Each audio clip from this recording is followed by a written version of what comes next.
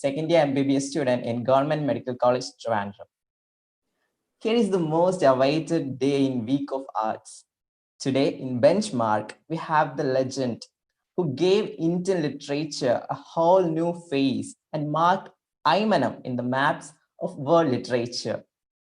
Along with her literary career, she has been vocalizing her views as passionate social activist too.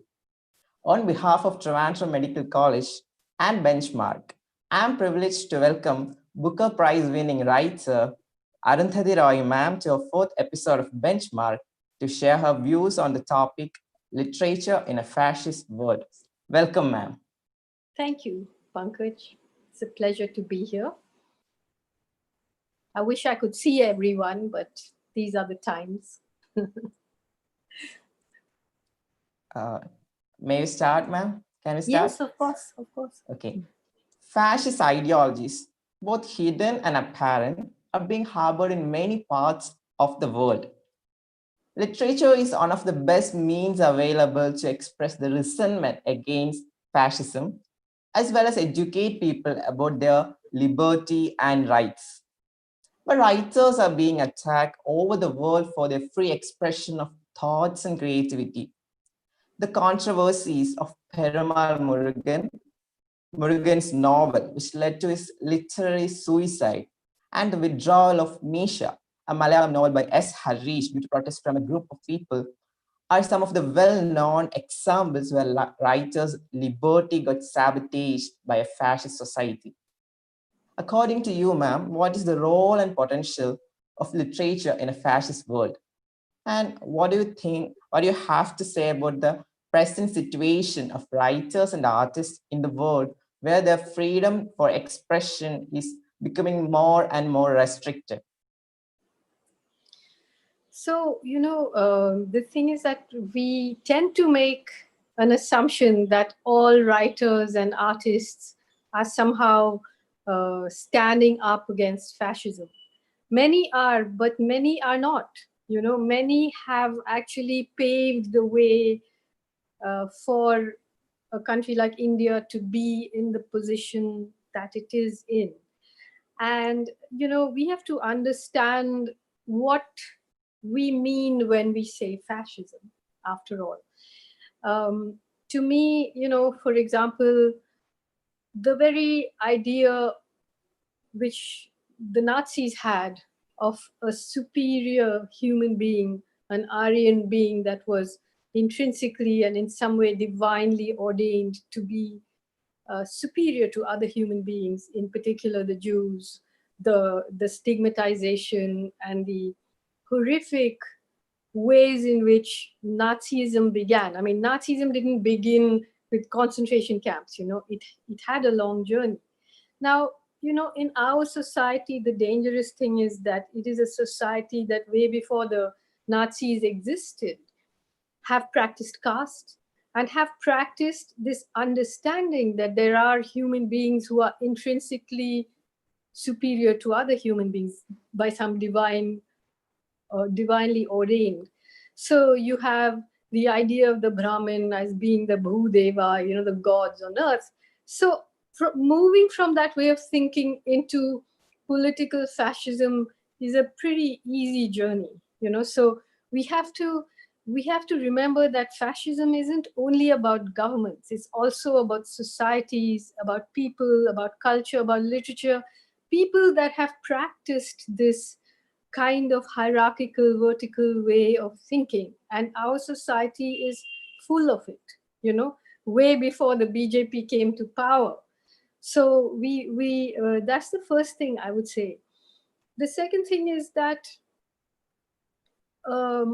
obviously, sort of, especially in the progressive, liberal, capitalist Western world, for years there has been, the sort of subtle frowning upon of any whiff of politics in art. They have tried to make it seem like it's not a very good thing, it's not a very subtle thing, and in that way preserved a space where people who pretended to be apolitical, though I would argue that there isn't any such thing, but pretended to be apolitical, were constantly rewarded, were constantly promoted, and create and and art, writing, literature became a commodity, something to be marketed and to be sold. So when I wrote The God of Small Things, for example, and I won the Booker Prize, I immediately sensed the desire to commodify me, to sell me as a kind of product, so that I would write The God of Small Things 2 and The Son of the God of Small Things and The Daughter of the God of Small Things. So that's why I stepped away from that space, because you can't just suddenly come out and say, look at literature or art as a kind of utilitarian thing to contest fascism. It has to be a vision that is intrinsic to you, an idea of justice that is intrinsic to you, not an external thing that you use as a tool, because then it becomes something else. So that's what I would say. So, ma'am, the society is predominantly fascist. You said that even most of the writers also tend to go with the flow of the society. What about those who wish to make a stand, that is to criticize this flow, row against the flow? They face many problems and attacks that I aforementioned. What is the potential of them in this society? Well, I think, it's going to become increasingly difficult for us, because even these new laws that have been passed, the Disaster Management Act and the Epidemic Act, and, the ways in which the courts are behaving, we are now, there are, like the examples that you mentioned of Perumal Murugan and Misha, the novel, Malayalam novel. These were these writers were persecuted by society around them. By, in the case of Perumal Murugan, by sort of RSS type ideology, upper caste ideology, and Misha for a whole other set of reasons. But how the state tends to function now is that while it attacks, people who it thinks it can attack without repercussions legally, people who post on Facebook and all, if it comes to a slightly more important figure like these writers, then the attack is outsourced to a kind of mob, and with these new laws now, publishers are getting frightened. So we will have to feel our way through it, because how you might not be attacked for something you've written, but for something you said, or for some old video that they pull out from 20 years ago and edit in some peculiar way. So I don't have any real rules or suggestions for how to survive this, but all I can say is, when you read back to how writers have survived in a climate like, you read people like Anak Matova and Osip Mandelstam, or Mandelstam's wife, the horrors of state censorship. In India, the interesting thing is that, uh, you know, like say in China, you have state censorship, whereas here, the dangerous thing is that you supposedly have a free media, but a more servile media, I don't think you can find anywhere in the world. So somehow the economics of it are worked out such that the media is on its knees in many ways, in many parts of the country. The courts are on their knees. Every democratic institution has been penetrated by this fascist ideology. And those of us who are writers and artists, we have to be we have to be very strategic. and yet we have to be prepared also for pretty severe consequences, and I think in the coming couple of years it's going to become even more frightening, because I think there's a dire economic situation that awaits us, plus all this you know international border tension, and I think we are really poised in a new era right now. If like between 1945 and 1989 was the era of the Cold War, 89 to and Cold War they call it, but of course there were hot wars in places like Vietnam and so on, which were cold for people in the West, but they weren't cold for the people in Vietnam. But 89 to 2020 was sort of the unipolar world, and now from 2020 onwards, it's going to be another situation altogether, with the I think with the demise of the United States and the rise of China and new frontiers opening. And so all the rules are at the moment going to, they're going to change pretty fast. Like we're still in the early phases of that. Okay, ma'am. Next question will be asked by Malavika. Malavika, please. Hello, ma'am. Hi. I can't see you though. Where are you? Ma'am, am I visible now? Am I audible now? You're visible and audible, yes. Thank you. Ma'am, even though the God of Small Things and the Ministry of Utmost Happiness are classified under fiction, they highlight reality. The God of Small Things was published in 1997, but it's still relevant. Caste and social hierarchy still exists in modern India, the so-called modern India. You've intertwined problems faced by many different people in the Ministry of Utmost Happiness also. Through these works of fiction, the reality actually stares at us right in the face and it hits home. Did you come back to fiction because it was a better medium to incorporate stories from all walks of life and grab the attention of a larger audience to these issues? See, first of all, let me argue with your first two words, even though it's called fiction, it's about reality. So fiction, there isn't any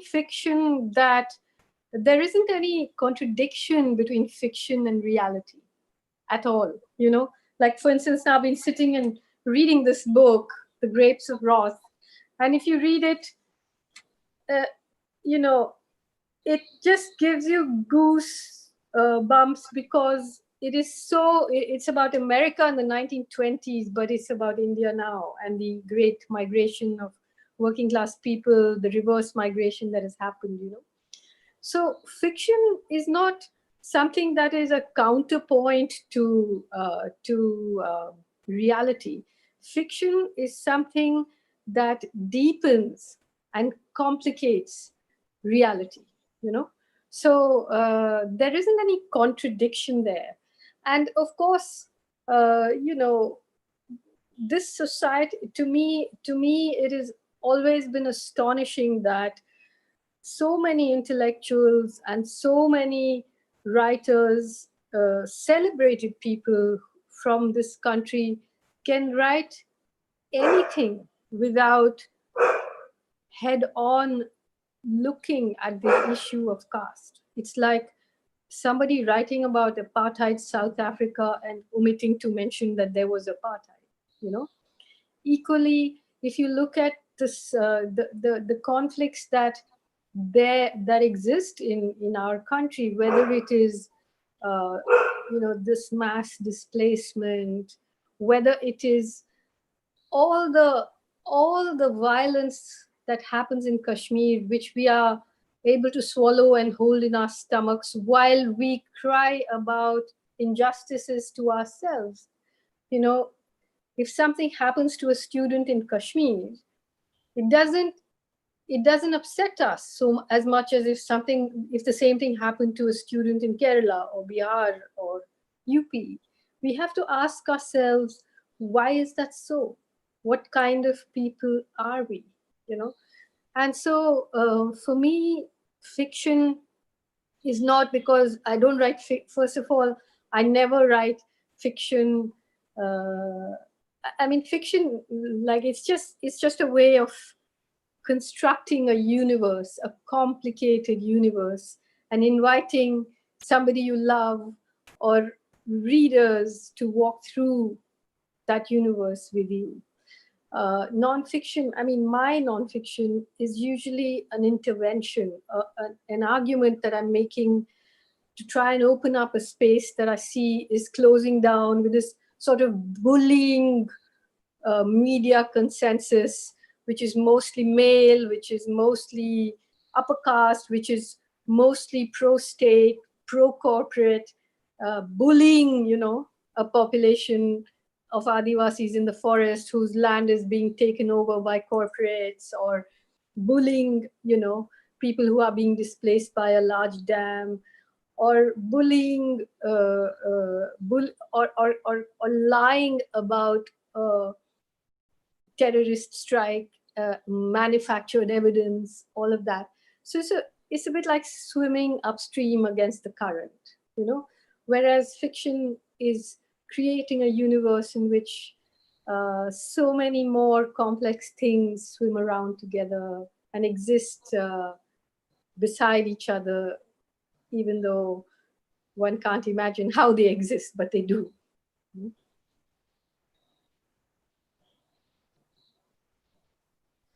Okay, next, Alka Elizabeth will be asking questions. Alka, please.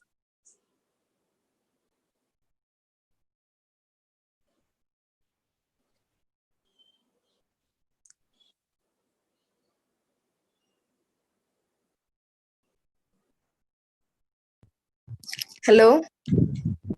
Hi. Hello. Ma'am, what I'd like to ask is that we all know that after the George Floyd incident, a new and stronger wave of protest against white supremacy and racism has spread across the globe. And people are taking part in it by all means, including social media. Amidst all these protests, yet another man named Rayshard Brooks has been victimized to racial inequality. Do you feel racism is itself a problem, or a manifestation of a much bigger problem, which is the fascist ideologies advocated by a government that may lead to genocide? No, of course, racism is in itself a problem, inside of any society. I mean, if you read, let's say, a novel by this very famous Russian writer called Vasily Grossman, who started out in the Red Army, wrote these two beautiful books called Life and Fate and Stalingrad, which starts off with such a, utopian belief in the revolution, and ends up looking at anti-Semitism inside the USSR, So it can exist anywhere. Casteism has existed here through every form of, government, feudalism, capitalism, neoliberalism, in Kerala, communism, where has it gone?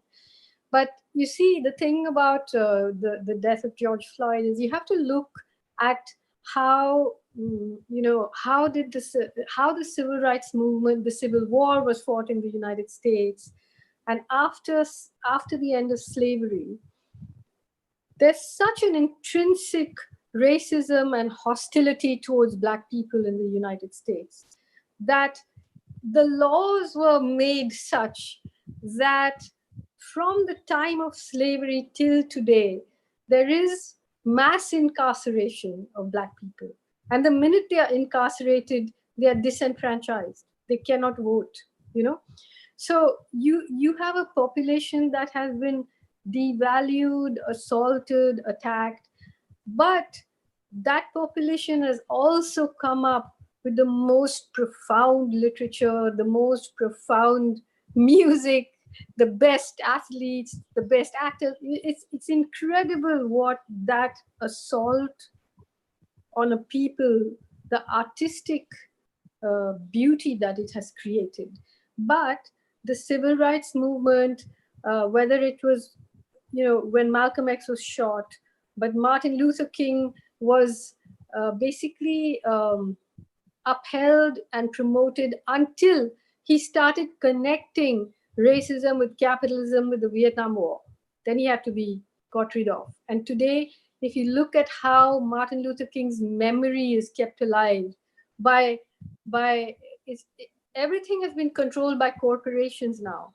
And you have lectures in memory of Martin Luther King, which are all about neoliberalism, corporatism, pro-state. I mean, it's a insult to his memory. And if you look at how big foundations, big capitalist foundations like the Rockefeller, Ford, and so on, how did they move in on the civil rights movement? They funded the kind of sections of it which they felt could be kind of watered down. They separated it. The same thing happened in South Africa, you know. So and everything works towards maintaining the status quo in some ways, you know. So you might have black stars, you know, like Michael Jordan. Muhammad Ali was an exception. He refused to go to Vietnam. He gave up his career but refused to go to Vietnam.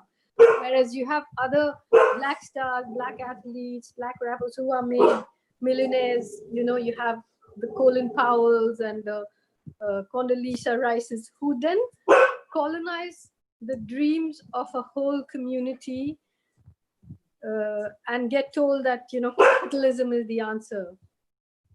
One day your dreams will come true, but they will not, you know. Then you have the beginnings of movements like Black Lives Matter that peak. But now, again, there'll be hundreds of people at work trying to disperse that, trying to make it into a little designer symbol, trying to leak the politics out of it, you know. That's how they function. Thank you, ma'am. There's one more question I'd like to ask.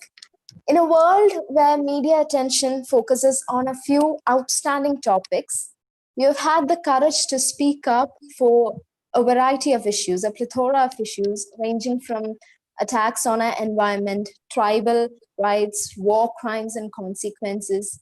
Currently, the country of Yemen is going through what the United Nations describes to be the world's largest humanitarian crisis, with about 40 million people at risk of starvation and death.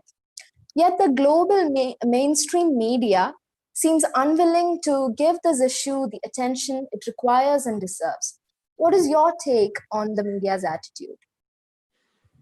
Well, what can you expect from the global media? You know, I mean, I remember that after the war, I mean, during the attack of the war on Iraq, we had in Turkey, there was a war tribunal, you know, a people's tribunal on the Iraq war. And you had, you know, people who had actually analyzed media content. And you know that war was deliberately built up based on falsehood, you know. So the whole, I mean, until now, where the new enemy is China, but from, I mean, the unipolar world's enemy was supposedly radical Islam. But you look at the number of countries that have been destroyed after 2001, after 9/11. None of them were radical Islamic states. They were all, I mean, Saddam wasn't, Libya wasn't, Syria wasn't, you know. So I think the really dangerous thing that we are faced with now is that whatever is the subject, whether it's Yemen, whether it's coronavirus, whether it's the border situation between India and China now, you just don't know what the hell is being told to you. You know, like 2 days ago, on the one hand, you have the Prime Minister saying there's been no ingress. The Home Minister saying something, the Defense Minister saying something, the Army Chief is saying something, and some of the television channels are celebrating. We have won a massive victory, and like, you just, you're just left thinking, a whole populations of people can end up psychologically disturbed by this inability to trust anything that you're being told. So, I mean, this is the same. The war on Yemen, it's out of the news, so you can starve people, it's fine. It's the same thing that happened in the Congo. How many people died of starvation and were killed in the Congo? Did we hear about it? No. Millions of people.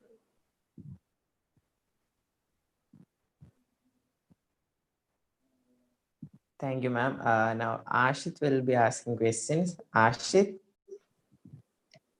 Thank you, Pankaj. Good evening, ma'am. Good evening. I am Ashit Ahmed, second year MBBS student. Ma'am, the violence against doctors and other medical professionals has reached at an all-time high. And we know that there have been so many protests against these atrocities nationwide, and somehow the government has been forced to take some steps in this regard, but still the atrocities have not come down. And yeah, we can do believe that the coronavirus pandemic has brought some change in the mindset of these people, but still we are not sure if things will get better after the pandemic has been contained. But it is so unfortunate that no one outside the medical fraternity is raising voice against these atrocities. So ma'am, don't you think that the modern writers can help the medical professionals in our country in this regard? I think that the coronavirus has been like an X-ray that has exposed everything in our societies, and especially in the medical system in India, which is in complete shambles. So it's true that doctors are being assaulted, but it's also true that doctors and hospitals have behaved in unimaginably terrible ways, and the privatization and the greed involved in the whole industry of healthcare and pharmaceuticals is something that the world needs to pay a great deal of attention to. You're actually seeing situations where, I mean, this is what the greed, the profit motive above the Hippocratic oath has been creating havoc, right? You've seen even, I mean, forget coronavirus, even after the massacre in Gujarat or the massacre in Delhi or in UP, you actually had doctors refusing to treat Muslim patients. So isn't that an atrocity? So it's a situation that needs what are the responsibilities of doctors to patients and patients to doctors? What is the responsibility of governments to people? I mean, today, while the coronavirus is raging and almost 15,000 people have died, as doctors and students of medicine, you must know that hundreds of thousands of people have died of other diseases like TB and so on, which doesn't seem to matter because they're all poor people that are dying, right? So even in the US, privatization of medicine resulted in what was called patient dumping, where private hospitals were taking patients in their hospital gowns and dumping them on the streets. So it's not just one thing that needs looking at. This is obviously completely unacceptable if patients come out and are violent towards doctors or nurses or anyone. But that's just one part of the problem. The problem is a kind of inhumanity that has set in and that really needs looking at. Thank you, ma'am.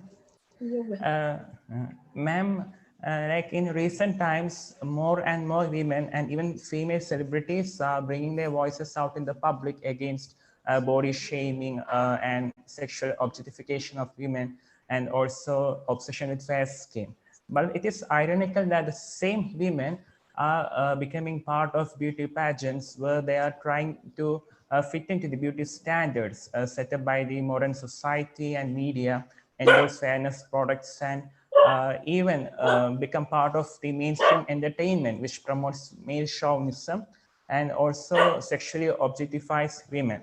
So, ma'am, don't you think that modern literature can counter this hypocrisy and actually promote the true essence and message that we have to love ourselves for what we are and for not how we look? And also, as you are the National Award winner for the best screenplay in 1989 for the film in which Annie gives it to those ones, I would also love to ask whether you are happy with the current Indian film industry, and if not, what all changes in which all aspects of film industry do you like to see, ma'am? So I'm not that in touch with the current film industry. I don't follow it that closely, but I think that this subject that you raise is a very complex one, and people have to pick their way through the choices, because we also can't kind of police people's ideas of what freedom or feminism or beauty is. I don't have a problem with people who want to objectify themselves, provided they are doing it themselves and not someone is doing it to them. I think we should celebrate everything. So uh, people, like, the last thing I want to do is to start policing women and telling them what to do and what not to do and blaming them. After all, people have come through years and years and years of conditioning, and there'll be many different ways in which women will seek to free themselves. Like, if I was in a very, as I was when I was growing up.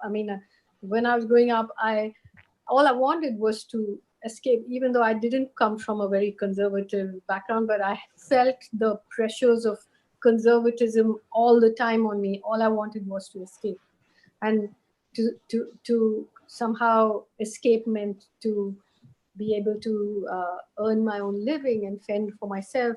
I did it, in my way. But if the only way had been, and if I had been some very beautiful girl and was going to go in a beauty pageant, I would have done it to get out. So I don't want to go around judging people. It's okay. I think women are freeing themselves in 1,000 different ways, and good for them. Ma'am, in recent times, people are becoming more aware of mental health, and they are talking about how we should help those suffering from mental depression. And ma'am, you know that our lives are revolving around social media, and we are trying to express fake emotions and also trying to compare our lives with that of others. So, ma'am, do you think that by doing these activities, we are becoming more prone to developing certain kind of inferiority complexes that may ultimately lead us to mental depression? And if so, how can the modern literature help us to curb the stigmas associated with mental depression and also help people lead a happy life? So I don't know the answer to that. Like, again, I think so many people, so many people are, when they enter cyberspace, many people liberate themselves from their realities and their identities, and they can be somebody else. And so there isn't only one thing about the social media.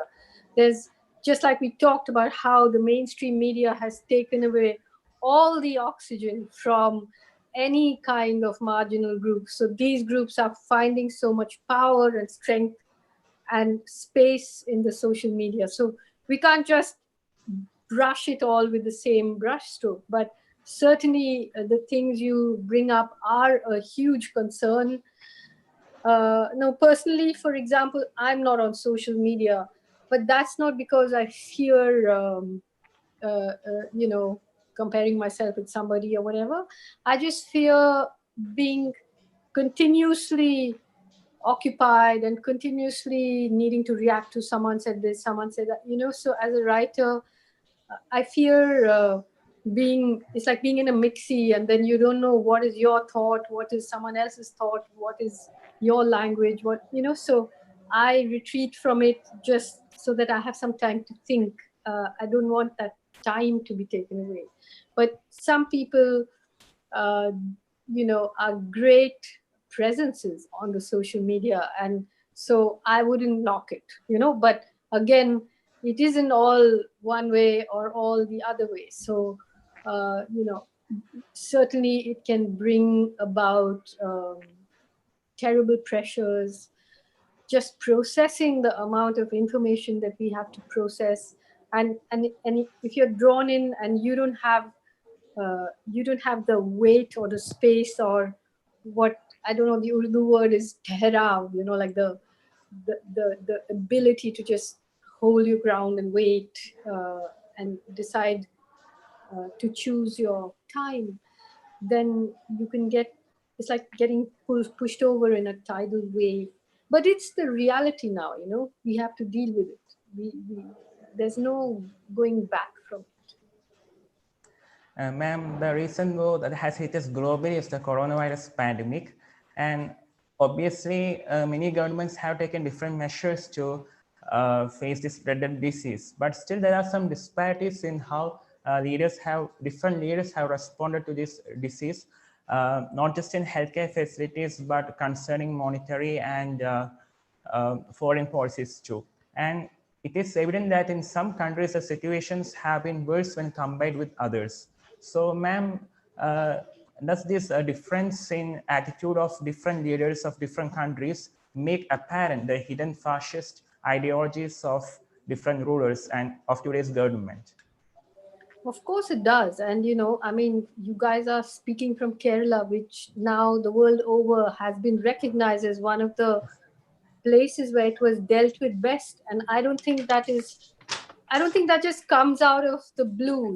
It comes out of an educated population, people that are aware of their rights, of a system that was in place. Like I said, the virus was an X-ray. Whereas in the ways the central government reacted to it, yes, I would agree, it was a fascist reaction. I mean, how can you lock down a population of 1.38 billion people with 4 hours notice, and with no understanding of the socioeconomics of this country, of where people came from, what they should do? I think it has crashed this country. And the lockdown is meant to be giving yourself time to prepare to deal with the virus, because you can't, it's not in itself a cure for the virus. But there has been no preparation. So as you can see, the crisis in Delhi and so on. Look at what's happening in the United States. The only thing is, in the United States, the virus seems to be far more lethal. That may not be, I don't know your medical students, it may not be because the virus is a different strain, but it may be because of the medications that exist in bodies over there, which are making it. I don't know what the reason is, but the fatality is much higher there. But I actually did suggest some point that we need COVID trials. We really need COVID trials, because what has been done to the world is just unbelievable. Thank you, ma'am. I think Malavika has a question. Malavika, please ask. Ma'am, when the pandemic hit us, when the COVID pandemic hit us, many people were targeted based on their religion in India, and outside from and in countries like America, they were targeted because of the ethnicity, because they were Chinese, and all the Asian-looking people were targeted. In India, it was because of their religion. What do you think the post-COVID society is going to be like? Will there be any change or on the society or something? Well, I think, I mean, in India, obviously, Muslims were stigmatized. You had hashtag Corona Jihad and human bombs and all this. And now, I mean, while at the same time as the meeting that took place in the Markas in Nizamuddin, you had the Howdy Trump, the Namaste Trump thing in Gujarat, which then exploded. I mean, how do you know who was super spreading the virus, with that many people jammed together in stadiums and on roads and flying in from the United States where the virus was rampant.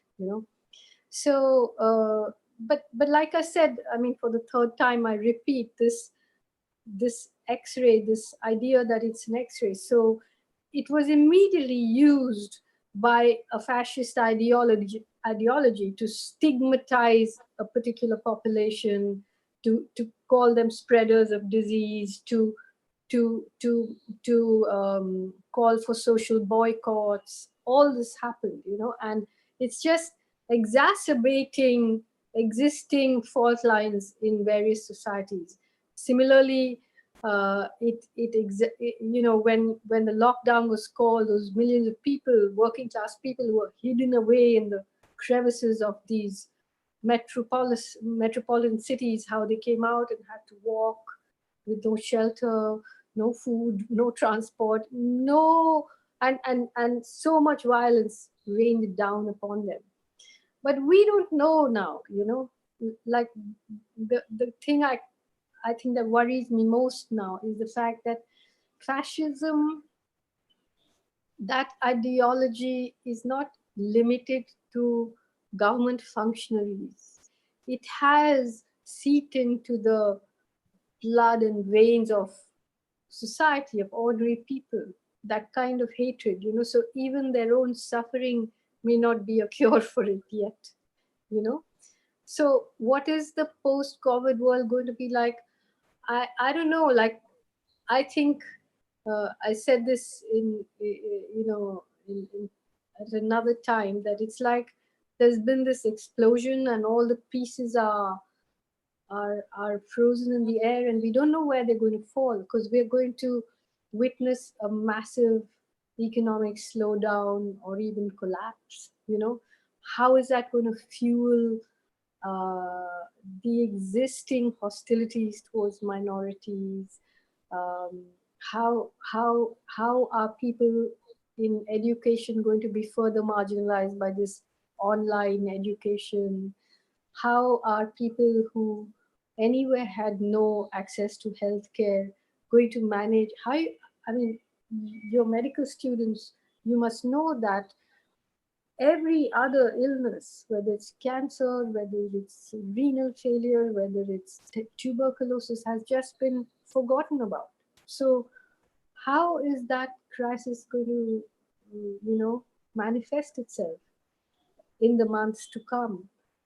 But there's, as I said, I think that this chaos is also a prelude to a new world order, like the conflict between the United States and China. We're just a small part of that. We're not a major player in it, but we are going to take the consequences of it. So I can't answer exactly how it's going to look, in the next few years, but I think we've got to be prepared for very troubled times. Thank you, ma'am. One more question from my side. One of the main characters of your recent novel is a person from the LGBTQ community.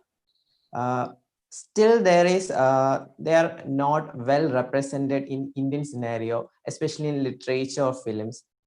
So what do you think, or how far does India has to go in terms of providing basic human rights for them?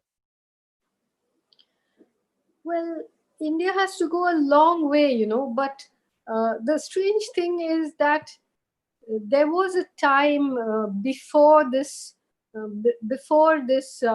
kind of Western rights-based discourse, where there was more place for them in the society, and then it regressed. And I mean, I just think that, like in the Ministry of Utmost Happiness, Anjum, she's not a representative of the LGBTQ community any more than Tilotama is a representative of women, or Garson Hobart is a representative of Brahmin. She's a unique character in a novel like all the others, and therefore we have to we have to come to a point where we stop thinking that it's such a remarkable thing to have a character like that in a book. She's just like one of the other very many unique people in the book. And that is eventually what we will mean by an inclusive vision of our society, you know? Thank you, ma'am. I think now it's time for questions from audience. Okay, let me just see what the time is. Okay, can we, yeah, another 10 minutes? Yes. Sure. So Arshi Ahmed is asking, ma'am, I would like to know your take on issues like domestic violence against women led by the female members of the family, as that the recent Uttara murder case. Well, you know, domestic violence by female members is something that is a subject that is not spoken about that much. You know, when I was sentenced to spend some time in Tihar jail for contempt of court, my prison cell was full of women who were the sisters and the mothers-in-law of women who had been killed for dowry, you know. And so I think it's a very interesting subject because it comes from the same conditioning that in some ways domestic violence by men comes from, you know. And it's a subject that I'm actually pretty interested in because I find that this neat division of uh, how violence takes place in homes isn't really true, you know, or this neat division of men go to war and women are against war isn't really true. I mean, you know, even let's say in the massacre in Gujarat, you know, we saw women out there, you know, looting, participating, being as fascist as the next person. You know? So, yeah, these are complicated things which we need to be honest about. Thank you, ma'am. Next question, it is asked by Dhruvan. Great writer Ezra Pound and the great philosopher Heidegger took stance lenient towards fascism. This year Nobel winner was also controversial because he took stand against human values in the spirit, glittering advertising, gigantic propaganda machines, immense money power is creating literature powerful enough to challenge the forsaid matters. Yeah, this is what I said earlier, you know, that when you asked me the first question, that there are, you know, writers are not just a homogeneous category. So in India, we have had our share of writers who have, you know, been. Is this thing working? Yes, we can hear, ma'am. Because your picture is frozen on my frame.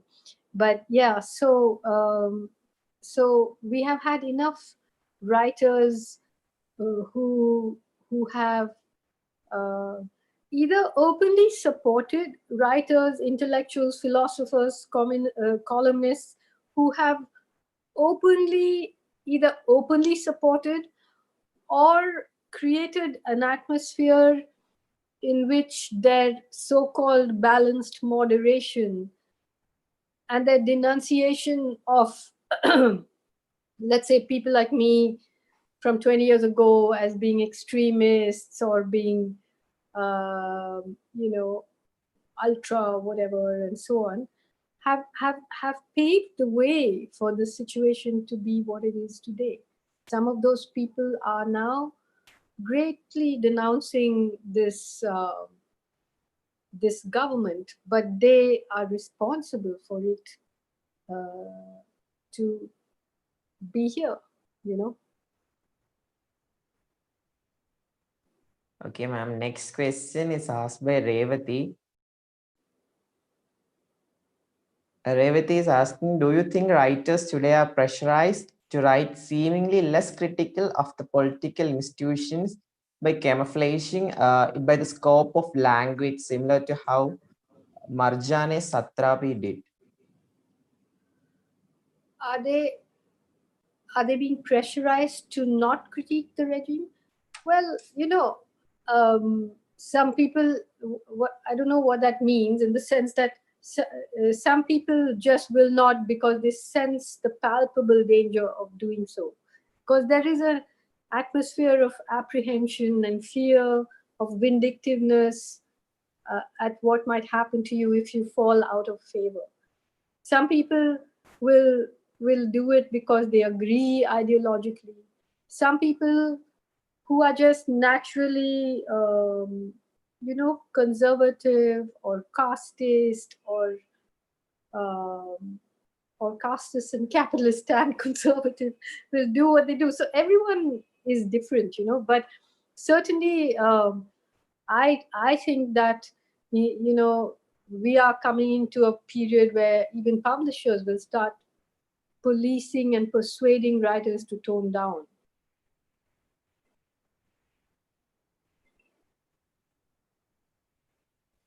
Niranjana Anirudhan is asking, ma'am, what's the panacea to the prevailing fascist scenario?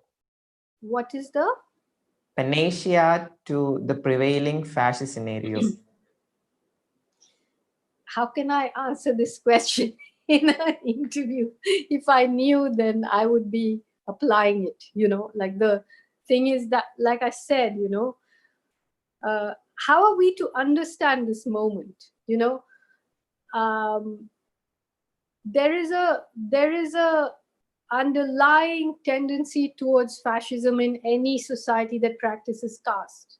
So you could see that this current regime is not that it's come and imposed a fascist ideology on us, but it has catalyzed and brought to the surface these feelings of intrinsic superiority and conquest and all of that, So uh, is it a moment in history that we have to go through, and that will bring us to our knees, will shatter us like happened in Germany, bring us to our senses, and then we can begin to move towards a more modern and human and egalitarian way of thinking. So in order to do that, right now it's really hard to know, because all the institutions of the government, or a great section of the media, are controlled by this, So sometimes you think all you can do is to just hold your own territory and wait for this tidal wave to wash over you and hope to survive it, and then see what happens. But I don't have any magic formula for it, because we've seen what happened with demonetization and what is happening with COVID. I mean, how can a people be more punished, and yet so many continue to chant this worshipful adoration of this regime, So even personal pain is being spun into some kind of um, sacrifice for the nation, or whatever it is, No amount of untruths, no amount of suffering, no amount of economic distress seems to change people's minds. And equally, the fact that this huge electoral machine, this money machine that controls the money and controls the institutions and has decimated the opposition, where you don't even hear any criticism really outright out there, So how are we going to get through this time? I mean, everybody has to think about that. Thank you, ma'am. Lastly, our audience, Jasa is asking, ma'am, what is the foremost advice you would give to aspiring writers in the present India? I'm very bad at giving advice, actually, very bad, because I think I was very bad at taking it, you know. So everyone will have to find their own language and their own way. The only thing I can say is that literature is the most merciless and bright light that shines on a writer. Like, you can't hide behind it. So you'll have to be completely honest with yourself and find a way of uh, of of writing something that is honest. But beyond that, I don't have any advice, really. Thank you, ma'am. By this, we have come to the end of this session. I would like to thank you on behalf of Trivandrum Medical College, Students Union, and Benchmark. Also, on behalf of my co-panelists and myself, thank you for Thank you. spending us and sharing your views in Benchmark. Thank you My very much, ma'am. pleasure. Thank you. Bye. Bye. Tomorrow we will be meeting again on Benchmark with famous Malayalam writer Subhash Chandran. Stay tuned. It's me, Pankaj, signing off. Thank you.